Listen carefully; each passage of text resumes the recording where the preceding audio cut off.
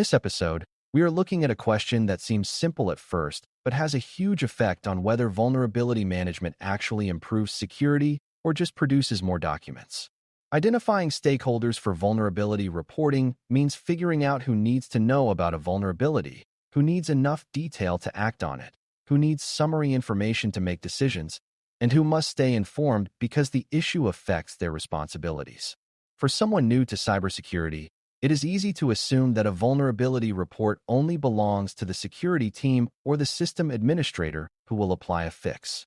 In reality, many different people may have a reason to care, and the report becomes much more useful when it reaches the right audience in the right form.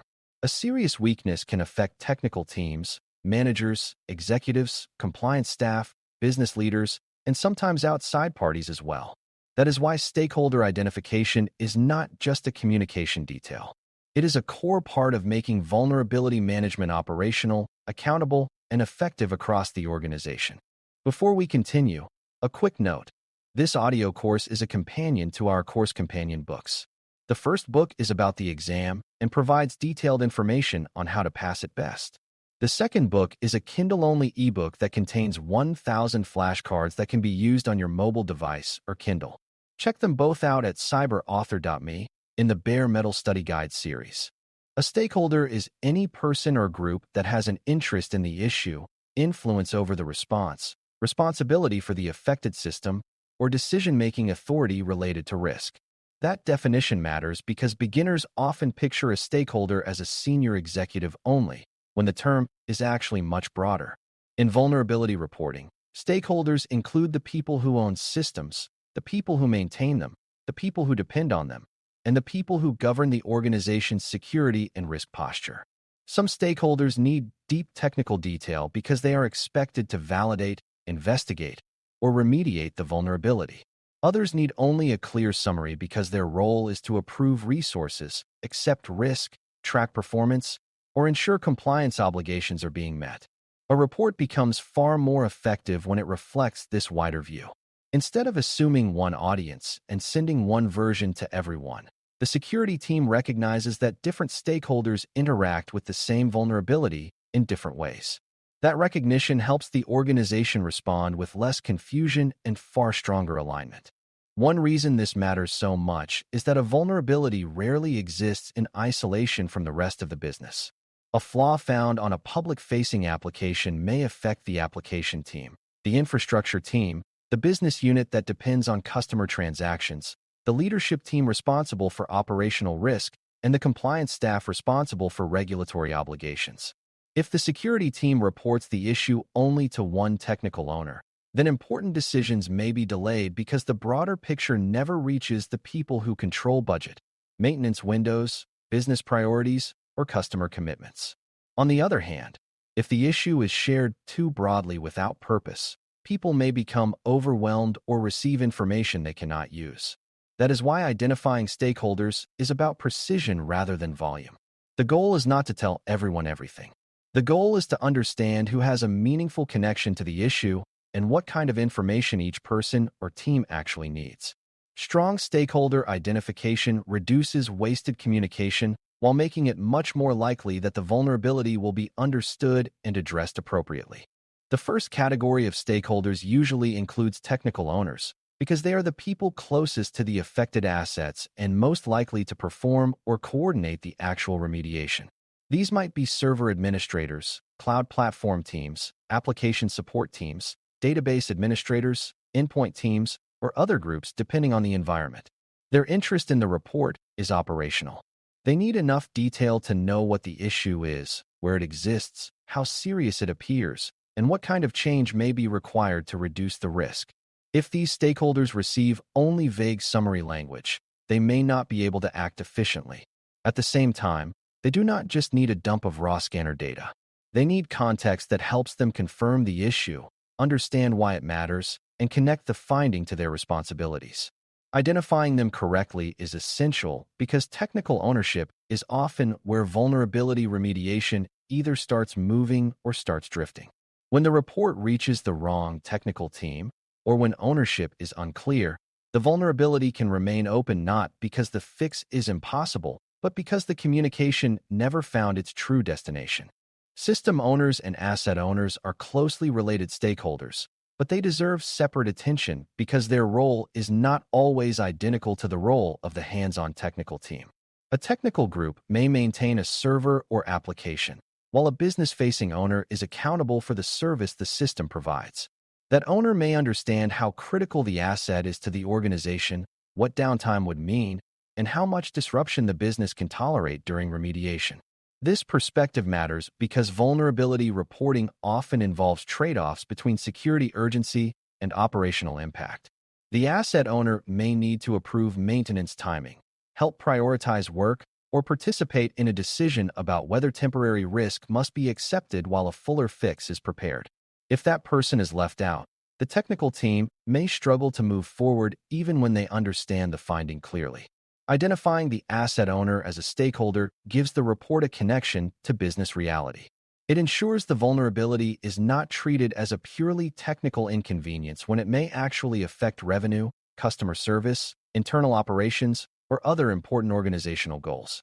Managers and team leaders are another important stakeholder group because they help convert individual remediation tasks into coordinated work across people, schedules, and priorities. A frontline administrator may understand the issue, but a manager often decides how staff time is allocated, which tasks get elevated, whether deadlines are realistic, and when the problem should be escalated. Managers also need visibility into recurring patterns.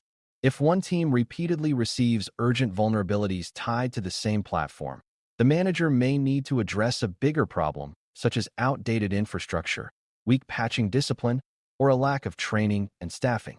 Their need is usually different from the need of a hands-on engineer. They may not require every technical detail, but they do need enough context to understand workload, exposure, and accountability. Identifying managers as stakeholders helps the report support coordination rather than just information transfer. It also gives the organization a way to move from isolated issue handling toward broader process improvement, because managers can see whether vulnerabilities reflect one-off problems or signs of a larger operational weakness. Security leadership is often a stakeholder as well, especially when vulnerabilities affect important assets, create trend concerns, or reveal a pattern that could change the organization's risk posture. A security leader may not need host-by-host detail, but that leader does need to understand where serious exposure exists, whether teams are responding within expected timelines, and whether unresolved vulnerabilities suggest larger structural issues. For example, a few critical findings on a highly sensitive platform may matter far more to leadership than a large population of lower-risk issues on less important assets. Security leaders also use vulnerability reporting to communicate upward into broader governance conversations. If they are not recognized as stakeholders, important exposures may stay buried inside operational reports and never receive the executive attention they deserve. At the same time, leadership reporting should be shaped carefully. It should not flood senior readers with scanner language that obscures the point.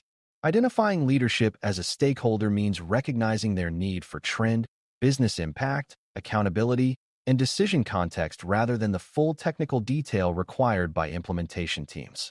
Executive stakeholders outside the security function may need to be informed too, depending on the seriousness and business significance of the vulnerability.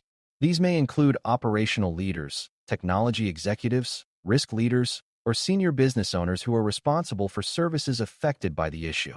Their interest often centers on risk, continuity, cost, legal exposure, customer impact, or the trade-offs involved in remediation. A severe weakness affecting a core customer platform is not just a technical problem. It can influence revenue, brand trust, service availability, and executive decision-making. If these stakeholders are not identified early, the organization may lose time when remediation requires funding, staffing support, approved downtime, or strategic prioritization against other major initiatives. That does not mean every vulnerability belongs in an executive briefing. Many do not. It means stakeholder identification should include the judgment to know when a vulnerability rises high enough in impact or visibility that executive awareness is needed. Mature reporting connects technical risk to business leadership without overwhelming senior decision-makers with details that do not help them act. Risk, Governance and compliance personnel are frequently important stakeholders because vulnerabilities can have consequences beyond immediate technical exposure. A weakness may threaten the organization's ability to meet internal policy expectations, contractual commitments, or outside regulatory obligations. These stakeholders often need reporting that shows not just what the technical issue is, but whether remediation timelines are being met, whether an exception is being requested, whether the issue affects and scope systems, and how the organization is documenting its response. Their role is especially important when vulnerabilities persist over time, involve sensitive data, or affect systems tied to audit and compliance requirements. If these stakeholders are ignored, the organization may fix the technical issue eventually while still creating governance problems because the required documentation, review, or escalation never occurred. Identifying them as stakeholders helps bridge the gap between security operations and organizational accountability. It reminds the reporting team that vulnerabilities do not only create the possibility of compromise. They can also create reporting obligations, policy failures, and risk acceptance decisions that need to be visible beyond the technical remediation path. Business unit leaders are another stakeholder group that beginners sometimes overlook because they may not speak in technical terms, even though they often control the environment in which technical decisions must happen. A business leader may own the service affected by a vulnerability, depend on its availability for daily operations, or need to approve the timing of maintenance and service interruptions. That person may also be in the best position to judge how much temporary disruption is acceptable when choosing between immediate remediation and plan change. Vulnerability reporting becomes stronger when it recognizes that business leaders do not need scanner-specific language. They need to understand what is at stake, what the likely consequences are if the issue remains open, and what action or approval may be needed from them. If they are left out of the stakeholder map, remediation can stall because the people who control operational priorities were never brought into the conversation. Identifying business stakeholders early helps vulnerability management feel like part of normal organizational decision-making rather than an outside demand arriving from security with no connection to business reality. There are also cases where legal, privacy, procurement, or vendor management teams become stakeholders, particularly when vulnerabilities affect sensitive data, regulated operations, or third-party technology relationships. If a weakness involves a system handling protected information, privacy-related concerns may shape how the issue is classified, tracked, and remediated. If a vendor-managed product contains the vulnerability, procurement or vendor management staff may need visibility because contract terms, support obligations, or escalation paths could influence the organization's options. Legal stakeholders may become relevant when long-standing exposure creates contractual risk, litigation sensitivity, or disclosure questions. These are not the first stakeholders involved in every vulnerability report, but they are important to recognize when the circumstances justify it. Good stakeholder identification does not rely on a rigid template that includes the same departments every time. Instead, it asks what dimensions of the issue exist beyond the technical flaw itself. When those dimensions include third-party dependency, privacy exposure, contractual impact, or legal consequence, the stakeholder map needs to expand accordingly so the report reaches the people whose decisions and expertise matter. One of the most important skills in identifying stakeholders is understanding that not every stakeholder needs the same report. The people who implement fixes need details that may be useless or distracting to executives, while executives may need a concise explanation of risk and trend that would be far too abstract for the team doing the remediation. This is where stakeholder identification and audience-aware reporting become inseparable. Once the security team knows who the stakeholders are, it can shape the communication for each group without changing the truth of the underlying issue. A detailed operational report may support technical investigation and scheduling. A management summary may show status, ownership, aging, and blockers. A leadership view may show impact, trend, and risk concentration. The mistake beginners sometimes make is assuming stakeholder identification ends when the names are collected. In reality, that is only the beginning. The real value comes from connecting each stakeholder to a purpose, a level of detail, and a decision or action that the report should support. That is how reporting becomes targeted rather than generic. Another challenge is recognizing when a stakeholder has influence even if that stakeholder does not appear to own the issue directly. For example, a vulnerability might sit on a technical platform managed by one team, but the budget for replacement may belong to another leader, the maintenance schedule may be controlled by another department, and the risk acceptance authority may sit with a completely different role. If the report only follows the technical chain, it may miss the people who can remove the actual obstacles to remediation. This is why stakeholder identification often requires understanding organizational structure, governance processes, and informal decision paths, not just asset lists and ticket ownership. Mature analysts learn to ask who can act, who can approve, who can block, who must be informed, and who will be held accountable if the issue remains unresolved. That broader view keeps vulnerabilities from getting trapped inside narrow communication channels. It also makes escalation much more effective because the report can reach the people who have genuine power over the timing, funding, and direction of the response. A useful way to think about stakeholder identification is through a simple example. Imagine a serious vulnerability affecting an internet-facing customer portal. The application support team is an obvious stakeholder because it may need to patch or reconfigure the service. The infrastructure team may also be involved if the platform runs on shared servers or cloud resources under their control.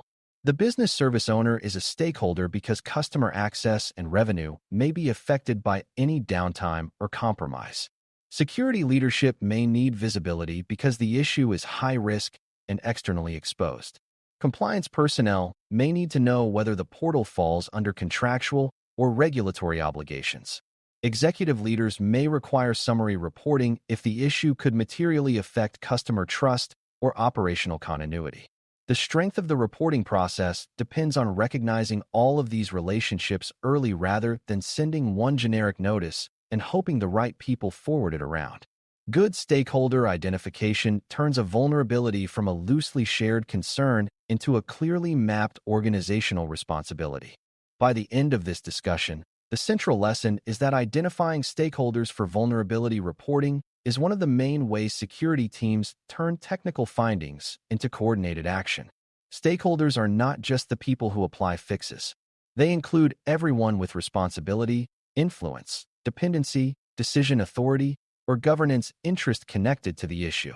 Technical owners, asset owners, managers, security leaders, executives, compliance staff, business leaders, and specialized support functions may all matter depending on the vulnerability and the environment.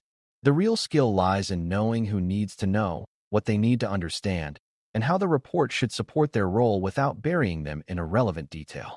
For a new CySA Plus learner, that is the mindset worth keeping. Vulnerability reporting is not simply about writing down what is wrong.